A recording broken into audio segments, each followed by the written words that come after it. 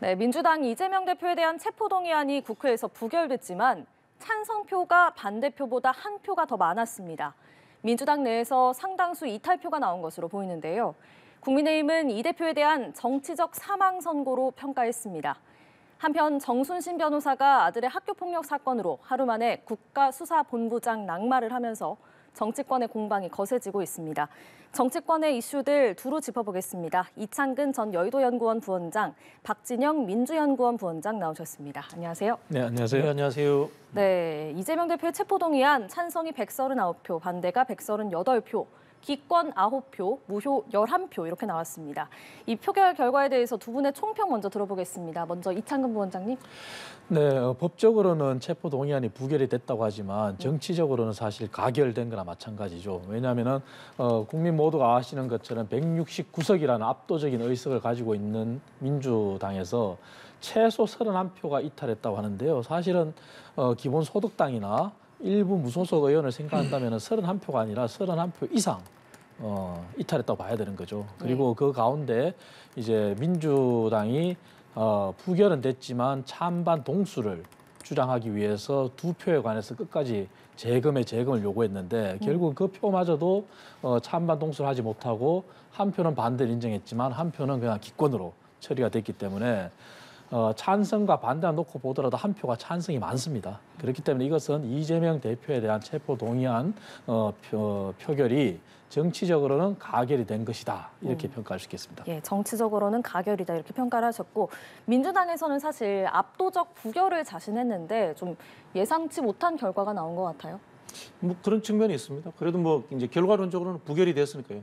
체포동의안이라고 하는 것은 이 헌법 44조에 나오는 법률적 절차이기 때문에 법률적 절차의 한 단계를 넘었다. 뭐 이렇게 좀 냉정하게 볼 필요가 있다는 생각이 들고요. 역으로 이런 겁니다. 윤석열 대통령 지지율이 35%대에 머물고 있습니다. 그러면 국민의 50% 이상이 윤석열 대통령을 반대하거든요. 그럼 윤석열 대통령이 정치적으로 탄핵된 겁니까? 그게 아니잖아요. 이 정치라고 하는 것이 해석하기와 또 시점에 따라서 다르게 해석되는 부분들이 있는 거기 때문에 일단은 매듭이라는 것은 법률적, 제도적 측면으로서 보는 것이 맞다 이렇게 생각이 들고요. 다만 이러한 이 이견이 나왔던 것들에 대해서는 민주당 지도부에서 추스려 나가야 될 문제가 아닌가 그런 생각이 듭니다. 네, 부결에 투표하지 않은 민주당에서 나온 이탈표만 가장 보수적으로 계산을 해도 최소 31표가 나왔다 이런 분석이 있습니다.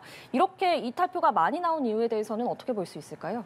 어쨌든 이제 친명, 비명 이렇게 불렀지 않습니까? 그래서 비명 의원들의 사법 리스크, 그래서 모두가 위기를 느꼈겠죠. 왜냐하면 당장에 국민의힘의 전당대회가 끝나고 나면 이제 국민의힘도 진용이 갖춰집니다. 비상대책위원회가 해산되고 제대로 된 지도부가 들어설 것이고 민주당은 지난해 전당대회를 통해서 이재명 대표라고 하는 지도부가 구성이 됐지만 당장에 3월 3일부터 이제 재판장에서는 대표의 모습을 봐야 됩니다.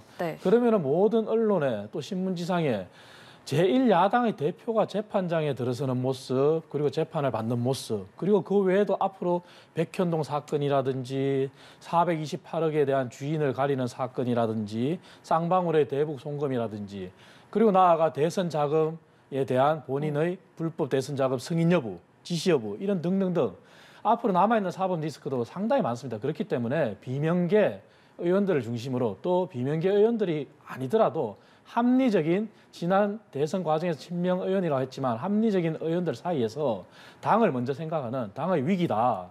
이러한 모습들이 표출된 그런 결과가 아닐까 그렇게 생각을 합니다. 작년 12월에는 이제 민주당 노웅래 의원 체포동의안 표결이 있었는데 그때는 반대표가 161표가 나왔는데 이번에는 138표 상당히 적고 이렇게 이탈표가 많이 나온 이유 어떻게 보세요? 뭐 부원장님 말씀도 일리는 있습니다. 일리는 있는데요. 이재명 대표의 사법 리스크라는 게 2018년에 도지사 경선 때부터 해서 이제까지 쭉 있어 왔습니다. 단 한 번도 없은 적이 없습니다.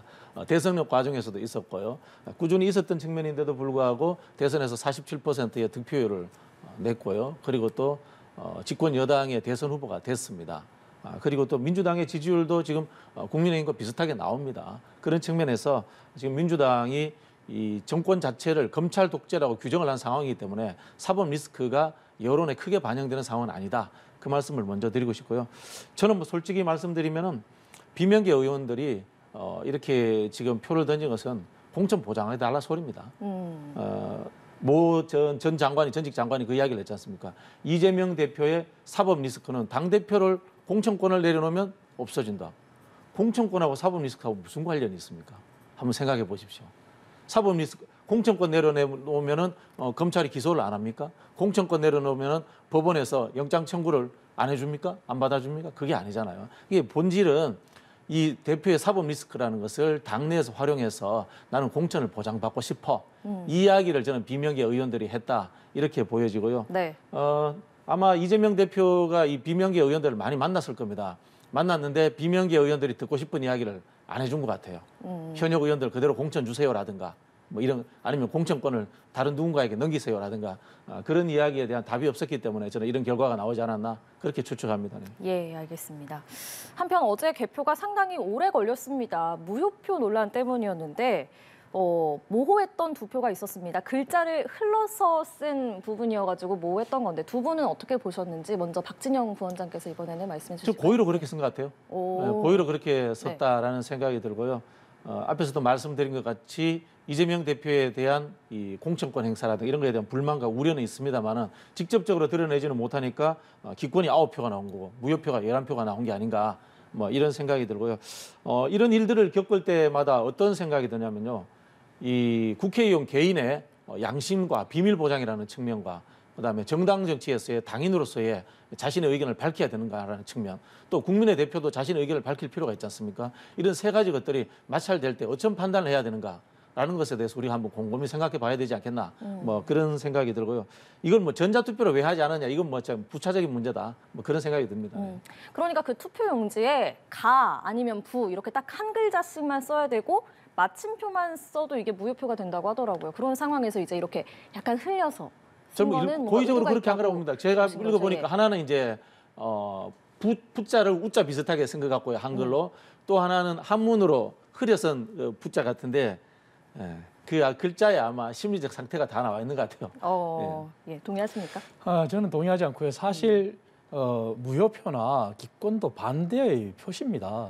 왜냐하면은 당내 자당 대표에 대한 표결이지 않습니까? 그렇기 때문에 민주당에서 이탈이 됐다고 우리가 합리적으로 추정하고 그 합리적으로 추정이 맞다고 보는 과정이라면은 차마 같은 당의 대표에 대해서 찬성은 던지지 못하지만 기권이나 반대로 던졌다 하는 것은 기권이나 무효로 던졌다 하는 것은 그것도 반대입니다. 반대로 봐야 되는 거고 그 두 표도 사실 민주당이 가부 동수를 만들기 위해서 주장해서 표의 시간이 오래 걸린 거지 사실은 그것도 반대로 봐야죠. 반대로 보아야 되고 그렇다면은 민주당의 주장은 지금 무효표 2장 그게 가냐 부냐 기권이냐 그게 중요한 게 아니라 최소한 기권과 무효와 반대를 모두 합쳐서 얼마나 많은 표가 이탈했는지 그게 더 중심을 둬야지 그 두 표에 대한 논쟁은 중요한 게 아닙니다.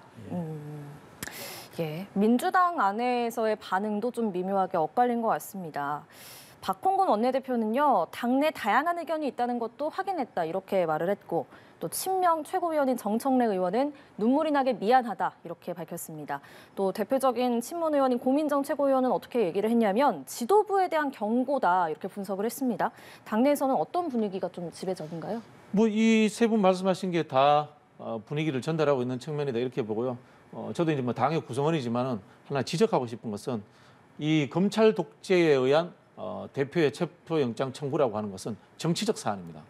정치적 사안은 민주당은 당헌 당규의 중앙위원회에서 결정하도록 되어 있습니다. 그런데 지금 의원총회에서 이거 토론에 붙이고 말았단 말이에요. 이거는 이 의회 원내 지도부의 하나의 실책이 아닌가, 그리고 절차적인 하나의 좀 문제가 있다라는 생각이 들고요. 앞에서도 제가 말씀드린 것처럼 국회의원이 가지고 있는 속성이 존재합니다. 정당의 당인으로서의 위치와 그다음에 개별적으로 나는 국회의원이 꼭 되어야 됐다는 욕망과 이런 부분에서의 갈등들이 표출되는 상황을 만들었다 이렇게 보고요. 사실 선진국의 정당들은 어떻게 하냐면요. 의원총회라든가 이런 형태들을 당에서 파견대 형태로 해서 강제 당론을 의원총회에 강제를 시킵니다. 그런 절차들을 하는데 이제 한국의 정당 체제가 허술하다 보니까 그런 과정들이 없었고 의원의 자율성들이 더 보장되는 뭐 이런 형태로 진행이 됩니다만은 저는 다시 한번 이런 상황이 벌어진다면은 정당은 왜 주인은 국회의원이 아니에요. 당원들입니다. 국회의원들은 또 당원들의 또 다른 대표이고, 근데 말씀드린 것처럼 국회의원들은 국민이 선출한 거란 말이에요. 이게 애매합니다. 애매한 충돌이 일어나는 지점이 있습니다. 그래서 이런 정치적인 사안들이 벌어질 때는 저는 당원들의 의사가 좀 더 반영되는 당론을 정하는 방식으로서 앞으로 하는 것이 좋지 않겠나 좀 그런 제안도 드리고 싶네요. 예, 여당은 국민의힘은 사실상의 가결이다. 아까 말씀하신 것처럼 뭐 맞습니다. 정치적으로는 사실상으로는 가결이다. 이 대표에 대한 정치적 사망 선고다 이렇게 얘기를 했습니다. 그러면 이 해석에 좀 동의를 하시는 거죠? 그대로 맞죠. 이제 정치적인 각이라고 말씀드린 것 자체가 이제 이재명 대표의 리더십이 더 이상 이제 발휘할 수 없는 상황이 온 거고요. 그럼에도 불구하고 이제 이재명 대표는 어제 마지막 이제 국회를 떠나면서도 끝까지 이제 윤석열 정부의 탄압, 검찰의 독재 이런 걸 주장하는데요. 그리고 또 지도부가 다시 단일 대우를 갖춰서 대응하겠다 이렇게 주장하는데 이제는 더 이상 이재명 대표의 말에 이제 현혹될 국민들도 없을 것이라고 생각하고 그리고 이재명 대표의 리더십이 더 이상 통하는 시기는 지났다고 생각합니다. 그렇기 때문에 정말 민주당이 제대로 된 모습을 갖추고 국민들한테 나아가는 길은 민주당이 늘 주장하는 것이 민주주의고 민생이지 않습니까? 그런 민주주의를 되찾고 민생을 되찾기 위해서는 이제 이재명 대표를 스스로 나가지 않는다면 민주당 의원들이 스스로 나갈 수 있도록 그 장을 더 열어줘야 된다고 생각합니다. 예. 이게 좀 숫자의 오류일 수 있습니다. 숫자의 오류일 수 있다는 게요. 법률적으로는 148표를 얻어야지 이게 가결이 되는 건데 10표 정도가 모자랐습니다. 그죠? 네. 10표가 모자랐다는 것은 그만큼의 여유가 있었다는 뜻이기도 하고요. 한편으로 당내 문제로 들어와 볼게요. 당내 문제로 들어와서 한 30명 정도가 기권 또는 반대를 했다고 칩시다. 실제로 당내에서 15%밖에 안 돼요. 그럼 당내 민주주의를 우리가 작동할 때 당내에는 어쨌든 다수가 주류가 되는 거고 소수가 비주류가 되는 거 아니겠습니까? 그런 부분에 있어서 당내 민주주의는 여전히 작동하고 있고 아직도 절대 다수가 네. 이재명 대표를 지지하고 있는 상황이 민주당의 상황이라는 것도 제가 또 확인드리고 싶네요. 예. 그래도 리더십 타격은 불가피하다. 뭐 이런 전망 나오고 있습니다. 그리고 또 사실 그 비명계에서는 후폭풍이 정말 불가피한 게 이제 이 대표 사퇴론이 부결 후에는 이 대표 사퇴해야 된다, 뭔가 정치적인 결단을 해야 된다 이런 얘기가 나오기도 했는데 그럼 이런 주장에는 좀 힘이 실리지 않을까요? 부결되었는데 예. 사퇴할 이유가 있나요? 그러니까 예를 들자면 부결 후 이게 사퇴로는- 무슨 예. 이야기인가 하면은 최근에 불거지고 있는 학폭 이야기하고 비슷한 이야기인 겁니다. 학폭에서 우리가 보면은 이제 학폭 폭력을 행사하는 쪽이 가해자 쪽이 가족이라든가 또는 뭐 어떤 이 사회적 지위가 높고 이런 경우에 보면은 피해 당한 학생 보고 네가 조심했어야지 우리 그런 이야기 하잖아요. 똑같은 상황의 이야기입니다. 지금 민주당 입장에서는 물론 뭐 저기 부원장님 다른 이야기 하실 수 있습니다만 입장의 차이가 있으니까 지금 윤석열 정부의 이제 폭력적인 상황에서 얻어맞고 있는데 얻어맞고 있어가지고 자꾸 표가 떨어지니까 너 나가 이게 말이 됩니까? 이게 가족으로서 할 수 있는 이야기가 아닌 거죠. 그리고 제가 앞에서도 말씀드린 것처럼 이게 분란의 여지라든가 그런 것들이 될 수는 있습니다만은 민주당 내에서는 극히 소수입니다. 민주당 내에 극히 소수인 분들이 민주주의를 주장하고 숫자의 우위를 주장한다면 그 숫자라는 것은 뭡니까? 밖에 있는 국민의힘의 지지 세력이라든가 이 사람들의 여론조사의 숫자를 업어가지고 민주당의 대표를 압박하는 그런 상황이 되고 있지 않습니까? 그러니까 제가 앞에서도 계속 말씀드리지만 예. 당내 민주주의라는 것과 정당 간의 민주주의라는 것이 작동하는 방식이 다른 게 있는 겁니다. 그렇다면 친명계랑 비명계랑 이제 앞으로 갈등이 커질 거다 이런 부분은 어떻게 전망하십니까? 그건 이재명 대표가 하기 나름이죠. 이재명 대표가 저는 하기 나름이라고 보는데 반면계에서 요구하는 것은 공천권의 보장입니다. 공천권의 보장인데 이재명 대표 입장에서는 본인이 대표만 계속하는 것이 아니고 대권까지 바라보는 입장에서 시원한 혁신도 해야지 본인의 그 지지도도 올릴 수 있단 말이에요. 그런 측면에서 기득권화되고 특권화된 어떤 국회의원들 그대로 둘 수는 없잖아요. 그런 이제 좀 하나의 이 혁신적인 역할들도 하고 하면서 제가 보기에는 오히려 당내의 여론보다는 국민 여론 또는 민주당 전체 당 지지율이 올라가느냐 내려가느냐 이런 걸로 좀 판단해 볼 문제가 아닌가 그런 생각이 듭니다. 예. 당내 민주주의를 말씀하셨는데요. 네. 지금 체포 동의안은 국회의 활동 사안입니다. 국회의 당연한 의안이고요. 그렇다면은 국회의원들은 개개인이 다 국민을 대표하는 겁니다. 그렇다면 이번 사안은 민주당 내부의 의견이 아니라 국회의원 전체를 봐야 되는데 아까 말씀하신 대로 31표가 최소 반대 입장에 섰다는 거 아니겠습니까? 그리고 2표까지 포함한다면 민주당이 그렇게 표결을 동수로 만들기 위해서 주장한 게 아니고 그 2표도 만약에 반대측에 있는 입장에 섰다 그러면은 이것은 33표, 35표까지 가까이 되는 겁니다. 그렇다면 민주당 내부의 169석을 가지고 표로 환산해 보면은 약 20%에 육박합니다. 그렇기 때문에 이거 당내 민주주의를 차지하고 국회 전체 민주주의를 봤을 때 국회 대다수 의원들이 이미 정치적으로 가결한 거나 다름이 없는 것이고 당내 민주주의도 과연 그럼 작동하느냐. 지금 어떤 상황이 벌어지고 있습니까? 아주 굉장히 참 민주주의라는 게 다양성을 존중해야 되는데 소위 말해서 개딸들이라고 하는 그리고 SNS상에 누가 반대 입장에 섰느냐 색출하지 않습니까? 그런데 민주주의를 주장하는 민주당 내부의 민주주의로 돌아갔을 때 선거의 기본 4원칙에서 가장 중요한 게 비밀선거의 원칙입니다. 지금 민주당 내부에 행하는 형태는 이재명 대표의 반대측에 선 사람들에 대해서 비밀주의 선거 원칙, 비밀 선거 원칙을 깨면서까지 색출한다? 과연 이게 민주당 내부에서 민주주의가 작동하는 걸까요?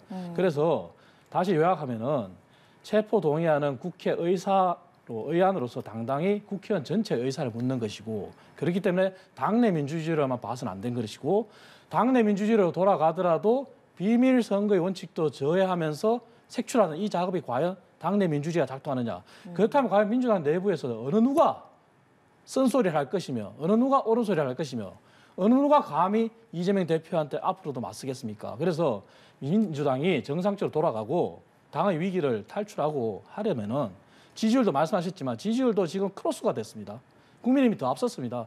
다시 회복하려면은 당내 다양한 의견을 존중하는 그러한 당내 민주주의를 제대로 회복해야 된다 봅니다. 당원들이 국회의원들을 저격하는 것이 민주적이지 않다. 그 말씀은 대통령이 이준석, 나경원을 날리는 당의 사실 말씀은 아닌 것 같다라는 뭐 좀 그런 말씀을 드리고 싶네요. 네. 예, 그렇다면 이 색출하자, 누가 이탈표를 던졌는지 색출하자, 뭐 이런 주장이 사실 나오고 있지 뭐 당원들은 않습니까? 그런 이야기 예. 할 수 있습니다. 그런 지지자들에 부분에 따라서 그런 대해서도, 이야기 예. 할 수 있는 거고요. 다만 이것을 지도부가 이용한다거나 그러지 않으면 되는 겁니다. 네. 우리 이제 당을 하나의 작은 나라로 비유를 하거든요. 나라를 비유를 하는데 이 나라에 우리 국민들이 강성 애국자다 이렇게 해서 비판하면 이게 말이 되겠습니까? 그렇게 비판한 사람들이 누군가 하면 일제강점기 때 친일파들이 김구 선생이라든가 김원보 선생 같은 분들 보고 테러리스트라고 비판을 했습니다. 일본에 붙어있던 사람들이 이게 뭐 좀 비유가 좀 과장될 수는 있습니다만은 당내에 있는 당원들 의견보다는 국민의힘에서 지적하는 의견들에 더 수용해가지고 민주당 당원들이 과격해 이렇게 이야기는 이게 앞뒤가 맞지 않지 않습니까? 알겠습니다. 이재명 대표는 표결 후에 이렇게 얘기를 했습니다. 당내에서 소통하고 많은 의견과 힘을 모아서 윤석열 독재 정권의 검사 독재에 강력하게 맞서 싸우겠다. 이렇게 얘기를 하면서도 또 이탈표가 많이 나온 것에 대해서는 좀 즉답을 피했습니다. 과연 이 대표 지금 어떤 생각하고 있을까요? 이재명 대표는 늘 똑같죠. 지금도 마찬가지라고 생각합니다. 앞으로 본인을 향한 검찰의 어떤 수사 방향, 화살 아직 굉장히 많이 남아있지 않습니까? 아까도 말씀드렸다시피 당장의 선거법의 시작인데 백현동 사건은 선거법 위반으로 끝날 사안이 아니에요. 이미 산림법을 위반했습니다. 그 얘기가 옹벽을 5m를 넘길 수 없는데 50m 가까이 되는 옹벽을 쳤고요. 그리고 백현동의 어떤 사안의 전개에 따라서 본인이 이해충돌 방지 위반이나 부패 방지 위반에 연루가 될 수도 있고 또 배임이 적용될 수도 있습니다. 그리고 428억 그분의 것이라는 게 과연 증명이 된다면은 본인은 이제 자금에 대해서도 자유로울 수가 없어요. 그리고 대선 자금, 불법 대선 자금, 불법 경선 자금 이미 8억, 40억 얘기가 나왔는데 그 부분도 본인이 승인했느냐, 지시했느냐에 따라서 이제 정치자금법 위반까지 가는 겁니다. 그리고 가장 중요한 대북 송금이 본인은 아니라고 주장하는데 이미 김성태 전 회장은 모든 것을 진술하라고 그랬고 이미 모든 사안이 하나둘 나오고 있어요. 그렇다면은 그것은 국가의 지도자가 되겠다는 사람이 적어도 불법 송금, 그것은 외환법 위반에 해당되는 거고 그것은 국내의 문제가 아닙니다. 전 세계가 단일 대우로 대북 제재를 하고 있는 국제법에도 저촉되는 사안입니다. 그렇기 때문에 본인은 이 남은 사법 리스크를 회피하기 위해서라도 앞으로 계속 윤석열 독재, 검찰 독재, 검사 독재라 그러는데 이렇게 묻고 싶어요. 지금 검찰이 과연 과거의 검찰입니까? 이미 민주당의 정권 시절에 문재인 정부 시절에 검수완박에 의해서 이미 검찰의 힘은 다 뺐어요. 그리고 지금도 어떻게 합니까? 지금도 검찰에 향해서 또 제2의 검수완박을 진행하고자 하는 거 아니겠습니까? 검사를 바꾸겠다. 그리고 피의자가 증거를 볼 수 있도록 요구를 하겠다. 그리고 검사의 실명을 공개하고 모든 정보를 공개하겠다. 과연 이것이 피의자로서 또 합리적 피의자로 의심되는 사람으로서 할 얘기인지 그리고 민주당이 민주정부라고 하면서 그렇다면 앞으로 검수완박이 또다시 이루어진다면 검찰이 왜 필요하겠습니까? 민주당에서 모든 것을 판단하고 수사하고 스스로 셀프 판단하고 셀프 사법 적용하면 되는 거죠. 지금 윤석열 정부의 모든 조직에 검찰들이 갔는데 검찰 정부가 아니라고 하면 이건 좀 제가 보기엔 좀 사실 왜곡이다 이런 생각이 들고요. 우스갯소리로 그런 이야기가 있습니다. 전국 노래자랑 진행하시던 송혜 선생이 돌아가시고 나니까 윤석열 정부에서 노래 잘하는 검사를 시키자 뭐 이런 이야기가 있다고 합니다. 지금 한번 정부 요직, 뭐 대통령실 모든 요직에 그 옷이 맞지 않는 검사들이 다 가 있는데 이게 검찰 정부가 아니다. 이거는 제가 보기에는 좀 맞지 않다라는 생각이 들고요. 그 이재명 대표 관련해서 앞에 말씀하신 대북 송금 문제는 네. 현실적으로 불가능한 이야기입니다. 524 조치라고 해서 지자체가 남북 교류 협력 사업을 독자적으로 할 수가 없습니다. 말씀하신 것처럼 유엔 제재 하에서 한미 워킹 그룹의 허가를 받아야 되기 때문에 국정안에 인허가 없이 다 불가능한 이야기입니다. 김성태 그냥 이야기일 뿐이라라는 말씀을 드리고 싶고요. 허위사실 공표 문제는 좀 말씀을 드려야 될 것 같은데 이재명 대표가 뭐 김문기를 알았느니 몰랐느니 백현동 사업을 알았느니 몰랐느니 이 허위사실 문제인데 이게 똑같이 적용되면요. 윤석열 대통령도 도이치모터스 관련해가지고 본인이 잘 몰랐다고 했습니다. 만약에 이게 김건희 여사의 도이치모터스 수사가 진행이 돼서 그게 사실이 되면 이거 허위사실 공표가 됩니다. 그런데 대통령은 현직일 경우에 불소추 특권이 있습니다. 그죠? 대통령 불소추 특권을 그걸 활용하기 때문에 수사도 진행 안 되고 있단 말이에요. 그럼 국회의원은 뭐가 있냐면 헌법 44조에 불체포 특권이 있습니다. 그래서 국회의원도 그 불체포 특권을 가지고 이걸 활용하는 겁니다. 우리는 뭐 굉장한 착각을 하고 있는데 대통령은 되고 국회의원은 안 되고 이렇게 생각하는데요. 대통령과 국회의원은 선출 방식이 다른 거고 상권 분립에 의해서 하는 일이 다른 것이지 누가 높고 낮은 게 아닌 겁니다. 집합 명사로서 고유한다 헌법기관으로서 성격을 갖고 있는 거예요. 그래서 저희가 말하는 게 공정하게 적용하라라는 이야기를 하고 있는 겁니다. 예. 뭐 말씀하신 것처럼 쌍방울 대북 송금 의혹, 뭐 백현동 의혹 등등 이재명 대표를 겨냥하고 있는 수사가 지금 많이 뭐 진행이 되고 있습니다. 그렇기 때문에 검찰이 또다시 영장 청구를 할 수도 있을 것 같아요. 영장 청구도 다시 할 가능성 어떻게 보십니까? 이미 체포 동의안이 부결된 사안에 대해서는 아마 영장 청구를 하지 않을 거라고 보고요. 그리고 지금 앞으로 수사가 남아 있는 사안에 대해서는 혐의 여부에 따라서 이제 영장이 또 청구될 수 있겠죠. 중요한 부분은 아까 말씀하시는 것 관련해서 좀 체크를 해야 되는데요. 예. 허위 사실 부분이 아니라고 하시는데 김문기를 알았다 몰랐다 그것은 그러면 100번 양보해서 차지하더라도 백현동 개발과 관련해서 국토부의 지시였다 하는 부분이 있습니다. 하지만 국토부가 지시가 아니라는 명백한 문건이 있습니다. 국토부의 공문서가 있습니다. 그렇기 때문에 그 부분은 빠져나갈 수 없는 것이고요. 그리고 대북 송금 관련해서도 쌍방울이 왜 대북 송금을 하게 됐느냐. 그 이전에 이미 북한의 진술도 언론을 통해서 보도가 됐고 경기도가 스마트팜 비용을 지급을 못하는 상황이 왔지 않습니까? 그렇다면 스마트팜 사업을 하지 못하는 상황이 왔으면 깨끗하게 접었으면 됐을 문제입니다. 하지만 그 사업에 대해서 지속성을 가지기 위해서 또 본인의 대선을 위해서 방북을 목적으로 돈을 보냈지 않습니까? 그렇기 때문에 대북 송금 문제가 지자체가 자유롭게 할 수 없다. 그게 아니라 할 수 없었으면 안 하면 되는데 대신 보냈다는 게 핵심인 거고요. 그리고 마지막으로 불체포 특권을 말씀하시는데 불체포 특권을 다시 원론적으로 돌아가서 이재명 대표가 대선 공약을 내세웠습니다. 그리고 본인이 지난번 박근혜 전 대통령에 대해서 어떻게 했습니까? 구속영장 당당히 임하라 그랬지 않습니까? 그러면은 본인이 또 민주당이 상황이 바뀌었다? 상황이 바뀌었다면은 국민들 앞에 한 약속, 공약을 이렇게 헌신장처럼 버려도 되는 겁니까? 저는 그게 말이 안 된다고 봅니다. 그래서 이제 말씀드리는 게 윤석열 대통령이 대통령 본인과 부인의 일에 대해서 공정하게 수사를 하고 거기에 대해서 불소추 권한을 쓰지 않고 한다면은 똑같이 적용될 수 있다라는 말씀을 드리는 거고요. 국민의힘이 평소에 북한을 그렇게 욕을 하면서 정적을 죽이는 데 있어서는 북한의 진술이 의미가 있다 이렇게 이야기하면 이거 제가 보기에는 앞뒤가 안 되는 거고요. 방북은 제가 앞에서도 말씀드린 것처럼 이재명 경기도지사 시절에 문재인 정부와 관계가 특별히 좋지 않았습니다. 그렇기 때문에 방북 자체는 현실적으로 불가능한 거고요. 제가 말씀드린 것처럼 524 조치에 의해서 지자체장은 그러한 활동을 할 수 없도록 되어 있습니다. 그리고 유엔 말씀하신 것처럼 유엔 제재라든가 이런 부분들이 있었기 때문에 정부 이제 통일부와 국정원의 허가 없이는 불가능한 상황이기 때문에 이재명 대표가 바보가 아닌 이상 그것을 추진할 일은 없었다라고 제가 단정지어서 말씀드리겠습니다. 예. 김건희 여사 관련해서 자꾸 말씀하시는데요. 당시 주가 조작은 사안이 틀립니다. 뭐냐면은 당시 시점과 지금 시점을 자꾸 말씀하시는데 예전에 김건희 여사에 대해서 민주당 정부 시절에 문재인 정부에서 검찰이 수사했을 때 이미 언론에 나온 것처럼 혐의점을 발견을 못했어요. 발견을 못했고 그랬기 때문에 밑에서도 무혐의다. 그렇게 했지 않습니까? 그리고 당시에 수사에 참여했던 검사도 지금 현재 정부의 정무직으로 들어와 있죠. 아무리 봐도 혐의점을 찾아볼 수 없었지만 당시 누가 반대를 했습니까? 다시 찾아라고 계속 지시했지 않습니까? 하명 수사를. 그렇기 때문에 못했던 것이고 그리고 방북은 문재인 정부와 이재명 대표가 관계가 안 좋았다고 말씀하시는데 이미 경기도에서 공문을 보냈다는 것은 통일부에서 허가를 한 겁니다. 통일부에서 그러한 조치를 방북이나 대북 사업에 대해서 허가를 하지 못한다면은 그러한 공문서나 그런 걸 보낼 수가 없습니다. 사전에 다 조율을 했겠죠. 예, 그 부분은 이제 다시 확인을 해봐야 됩니다. 확인을 해봐야 된다는 말씀드리고 그다음에 이제 뭐 지금 뭐 우리가 이제 도이치모터스 이야기하는 시간은 아닙니다만은 그때 검찰도 윤석열 검찰이었어요. 그러다 보니까 그분들이 출세해서 지금 좋은 자리로 간 겁니다.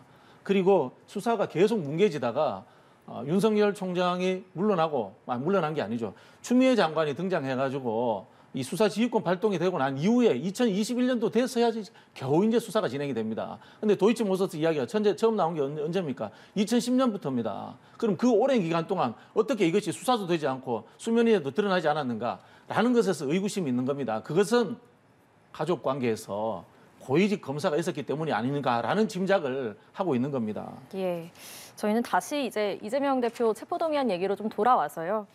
앞서 이창근 부원장께서 검찰이 다른 의혹들에 대해서는 구속영장 재청구할 가능성이 있다 이렇게 말씀을 해주셨는데 만약에 그렇다면 다시 또 체포동의안이 국회로 또 표결이 붙여지는 거 아닙니까? 그때는 어떻게 대통령실 관계자 입으로 살라미 영장이 나올 수 있다 이런 이야기를 합니다. 기사 나왔지 않습니까? 그죠? 그거는 지금 대통령실과 검찰이 한 몸이 되어서 움직이고 있다라는 하나의 뭐 증거 아니겠습니까? 저는 뭐 당연히 나올 수 있다고 보고요. 그래서 이것을 해결하는 방식의 문제는 저는 민주당 지도부에 달려있다. 그런 생각이 듭니다. 그래서 제가 앞에 말씀드린 것처럼 민주당 지도부가 이제는 이 검찰 독재 정권이라는 것을 규정을 했으면은 거기에 더 저항하는 것으로 당론을 정할 필요가 있지 않나 그런 생각이 들고요. 당론을 정하지 않을 거면은 윤석열 정권을 검찰 독재 정권이라고 민주당 구성원들이 하지 말아야 됩니다. 예, 알겠습니다. 네, 마지막으로 뭐 체포동의안 다시 또 넘어온다면 그때는 어떻게 보시는지 말씀 주시죠. 아마 지금 이재명 대표의 반대 입장에 선 의원들이 이제 최소 31표, 31표다. 그리고 많게는 35표까지 이래 보지 않습니까? 다시 체포 동의안이 간다면은 그때는 저는 가결이 될 수 있다고 봅니다. 뭐냐면은 지금의 민주당과 다시 이재명 지사의 구속영장이 청구된 상황에서는 더 많은 혐의점과 더 많은 어떤 위법 사항이 발견됐을 상황이라고 봐야 되거든요. 지금도 이런데 향후에 그러한 상황이 왔는데 과연 민주당 의원들이 국민을 대표하는 기관으로서 국민의 입장을 대변하지 않고 또다시 민주당의 특정 세력을 대표하는 그런 입장에 설 수 있겠습니까? 예, 알겠습니다. 저희 이제 주제를 좀 전환을 해보겠습니다. 정순신 변호사의 국가수사본부장 낙마 사태. 과연 왜 걸러내지 못했는가 검증 책임론이 나오는 상황에서 윤희근 경찰청장, 한동훈 법무부 장관 서로 뭐 몰랐다는 입장을 지금 말하고 있습니다. 이 사태 어떻게 보시는지 먼저 이창근 부원장께서 말씀해 주실까요? 사실 책임 있는 자리에 있는 분들이 서로 핑퐁하듯이 서로 몰랐다 하는 것은 사실 바람직하지는 않다고 생각합니다. 그리고 인사검증이라는 것이 민주당도 직권해봤고 저희 국민의힘도 직권해봤지만 인사검증이 사실은 자기 동의서가 가장 중요합니다. 자기 동의서가 중요하고 그리고 자술서 쓰듯이 본인들이 스스로 체크하는 체크리스트가 있습니다. 그러나 항목에 사실 가족 사항에 대해서 빠져 있고 그것을 스스로가 얘기하지 않으면 걸러지지 못하는 것도 한계점이 많습니다. 그렇기 때문에 지난 문재인 정부 때도 우리가 야당일 때 인사검증 시스템에 대해서 보완해야 된다 그렇게 수도 없이 주장을 했었고요. 지금도 이제 민주당이 야당이 되다 보니까 그런 주장을 하는데요. 그런 한계점은 서로가 인정을 해야 됩니다. 인정을 하고 그 한계점을 보완하는 방향으로 논의가 가야 되지. 이것을 마치 정쟁이 냐 또다시 이것을 정치적인 소재로 몰고 간다면은 또 다른 제2의 피해자가 생길 수 있습니다. 물론 가해자를 두둔할 생각은 없습니다. 가해 학생을 두둔할 생각도 없고 또 피해 학생이 또 구제받아야 되는 것도 사실입니다. 하지만 정치권의 이 정쟁으로 인해서 또 다른 우리 성장해가는 젊은 층들이 제2, 제3의 피해가 온다면은 그것 또한 정치권의 책임이거든요. 그렇기 때문에 이번에 시스템의 한계를 명확하게 인정을 하고 또 책임 위치에 있는 분들은 스스로 잘못을 인정하고 해야지 몰랐다 하고 핑퐁 치듯이 하는 것은 바람직하지 않죠. 예, 박진영 부원장께서는 이번 사태 어떻게 보고 계세요? 저는 책임 있는 자리에 있는 분들은 책임지고 물러나야 된다고 생각합니다. 이게 심각한 검찰 독재의 한 단면입니다. 첫 번째, 검경 수사권 조정이 됐지 않습니까? 그래서 이 검찰의 수사 지휘권을 없애기 위해서 했던 조치가 국가수사본부인데 거기에 검사를 임명했습니다. 이게 말이 됩니까? 논리적으로 앞뒤가 하나도 안 맞습니다. 두 번째는 뭐냐면 기존에 있던 청와대 민정실에서 하던 것을 법무부에서 가져갔습니다. 인사검증단으로 가져갔습니다. 대통령령을 만들어가지고 그렇게 있는 상황인데 인사검증이 제대로 되지 않았습니다. 이거 조직적인 책임이 있는 거 아닙니까? 자, 또 예를 들어보겠습니다. 이분이 그 사건이 일어났던 건데 언론에도 나왔습니다. 언론 검색조차도 안 했다는 겁니다. 그리고 인사검증하는 언론에 나온 이야기를 보면은 모 검사는 이분하고 그 비슷한 시기에 근무를 했다고 합니다. 모를 수가 있습니까? 자, 그러면 이걸 거의 알면서도 안 했다. 이 일을 제대로 안 했다. 직무유기에 해당될 수도 있는 겁니다. 그리고 그걸 모른 척하면서 했다. 과대 해석하면은 위계에 의한 업무방해도 될 수 있는 겁니다. 법률적인 위험성이 존재할 수 있는 그런 일들이 이루어지고 있는 겁니다. 내 편이기 때문에, 내 친한 사람들이기 때문에. 이것이 저는 그 윤석열 대통령과 그 친한 검사들이 주축이 되어서 끌고 가고 있는 이 윤석열 정부 이 검찰 독재의 특징이다. 본질이다. 그렇게 생각합니다. 예. 어떻게 생각하세요? 사실 뭐 민주당에서 이제 과도하게 이제 자꾸 검사 독재, 검사 국가, 검사가 모든 걸 다 장악한다 이렇게 몰고 가시는데요. 경찰의 태동도 보면은 국가수사본부 그리고 자치경찰대를 만든 것도 사실 민주당 정부입니다. 하지만 경찰의 조직을 개편하면서 그 피해가 지금 아직까지 얼마나 많습니까? 사실 국가수사본부가 제대로 작동하는지 그것도 이번에 이태원 사건을 통해서도 사실 우리가 봤지 않습니까? 권력만 주고 권한만 주고 비대해졌지만 제대로 작동하느냐. 그렇기 때문에 국가수사본부장에 검사 출신이 갔기 때문에 잘못이다. 그건 과대 해석이고요. 그 자리에는 검사에서 바로 간다면 문제가 있었겠지만 이미 검사를 그만두고 변호사를 하는 사람 중에 또 그 외의 사람들 중에서 충분히 임명이 되는 사안이다 할 수 있는 거고요. 그리고 두 번째, 사퇴를 했습니다. 사퇴를 하고 그리고 대통령이 바로 재가를 했습니다. 재가를 했기 때문에 이 부분을 가지고 과다 해석해서 시스템이 망가졌다. 그렇게까지 해석하는 것은 민주당에서 너무 정치 공세에 가깝다. 그렇게 네. 봐야죠. 제가 시스템이 무너졌다고 이야기하는 것은 과거에 민정에서 하던 거잖아요. 대통령실 민정수석실에서 하던 것을 법무부 인사검증단에서 대통령령을 고의로 만들어서 했기 때문에 새로 만든 시스템 자체가 작동하지 않는다라는 이야기를 하고 있는 거다라는 말씀을 제가 드리고 싶습니다. 그런데 민정수석을 없앤 거는 저희가 그만큼 청와대가 권력으로부터 조금 더 국민들이 보는 시각에서 벗어나서 권력을 놔주겠다. 그리고 자율적인 기능을 주겠다 해서 민정수석을 없앤 거는 국민들도 아실 겁니다. 왜냐하면 민정수석이 있었을 때는 모든 권력기관을 청와대가 장악했지 않습니까? 그래서 청와대가 최소한 과거 민주당 정부나 그전에 국민의힘이 집권했을 때 그때처럼은 다르게 권력화되진 않겠다는 그러한 태동에서 시작됐다는 것은 국민들도 아실 겁니다. 네. 근데 그게 뭐 김건희 여사 문제나 뭐 천공 논란 등의 대통령 주변 분들에 대한 이 하나의 뭐 감독 이런 것들이 약해졌다는 것도 똑같이 지적되고 있는 거예요. 천공 얘기하시는데 천공은 아니고 이미 수사 의뢰를 했지 않습니까? 네, 저희는 다시 또 이제 주제로 돌아와서요. 이번에는 국민의힘 전당대회 흐름도 짚어보겠습니다. 오늘은 이제 당권 주자들이 대구에 가서 합동 연설회를 하는데 최근에 여론조사 양상을 보면요. 김기현, 안철수 양강 구도가 좀 흔들리고 있습니다. 지금 판세에서 어떤 변수가 좀 주요할까요? 양강 구도가 흔들린다는 것도 하나의 주장이 합리적인 주장이 나올 수 있는데요. 이제 또 어떤 여론조사에서 봤을 때는 김기현 대표가 여전히 독보적인 1강이다. 그런 여론조사도 있습니다. 중요한 변수는 사실은 이제 다 끝났다. 왜냐하면은 이제 투표일이 사실 며칠 남지 않았어요. 네. 전당대회는 3월 8일이지만 투표는 3월 4일부터 시작됩니다. 예. 그리고 오늘 포함해서 이제 한 5일 남았어요. 5일 남았기 때문에 당원들의 표심은 이미 정해졌다고 봐야 될 것이고요. 다만 이제 남은 관건은 결선 투표를 하느냐 마느냐의 관건이겠죠. 그래서 결선 투표를 했을 때 2등 후보 외에 3, 4등 후보가 가져갔던 표심이 어디로 향하느냐. 그런 문제인데 그것도 저희가 여론조사 추이를 보면은 유추가 가능합니다. 결선 투표를 했을 때를 가정했을 때 지지율이 김기현 후보의 지지율도 오릅니다. 그 얘기는 3, 4위 후보의 표심이 반드시 2위 후보한테 가지는 않을 것이다. 그 얘기는 다르게 해석하면은 그만큼 이제 국민의힘 책임당원 100% 투표지만 책임당원들도 이제는 정치공학적으로 그렇게 휩싸이고 생각하지는 않으실 것이다. 그게 추론이 가능하죠. 예. 네. 뭐 결선 투표를 가느냐 마느냐 이것도 굉장히 중요할 것 같고 지금 국민의힘 전당대회 흐름은 어떻게 보고 계십니까? 뭐 대통령실이 나서서 이준석 대표 날리고 나경원 전 의원 출마 못하게 하고 김기현 만들어주려고 하는 전당대회인데 무슨 변수가 있겠습니까? 저는 안철수 후보조차도 1등 안 하기 전략으로 내가 1등 가면은 찍혀서 눈밖에 날 수 있어. 뭐 저는 뭐 그런 느낌 받았거든요. 그래서 네. 큰 의미 없이 그냥 김기현 후보가 당선될 거다 그렇게 보여집니다. 예, 그러면 이 주장도 좀 짚어보겠습니다. 황교안 후보가요, 결선 투표에 오르지 못할 경우 정통 보수의 재건의 뜻이 있는 분과 함께할 거다 이렇게 얘기를 했습니다. 그렇다면 이게 김기현 후보와의 연대 가능성을 좀 시사한 거다 이렇게 볼 수 있을까요? 예, 그렇게 해석을 하고 있죠. 해석을 하고 있는데 이제 저는 이렇게 봅니다.